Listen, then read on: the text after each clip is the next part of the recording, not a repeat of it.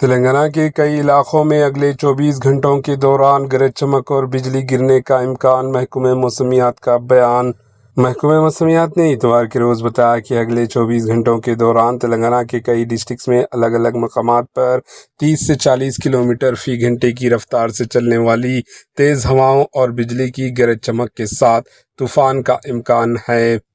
روزانہ کی موسم کی رپورٹ کے مطابق جن ڈسٹرکٹ کے متاثر ہونے کا امکان ہے ان میں ملگو، بھدرادری، کوتاگوڑم، کھمم، محبوب آباد، محبوب نگر، ناگر کرنول، وناپتی، نارائن پیٹ اور جوگولمبا گجول شامل ہے۔ محکمہ موسمیات نے مزید بتایا کہ اس مدت کے دوران ریاست بھر میں چند مقامات پر ہلکی سی درمیانی بارش یا گرج چمک کے ساتھ چھینٹیں پڑنے کا امکان ہے۔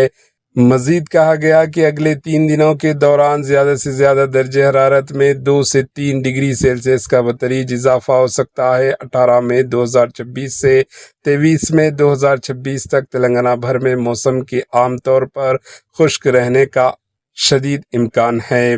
گزشتہ 24 گھنٹوں کے دوران ریاست میں 1 یا 2 مقامات پر بارش ریکارڈ کی گئی اور آج ضلع وقار آباد کے کچھ دیہاتوں میں بھی بوندا باندی رہی، جس سے عوام کو کافی راحت ملی۔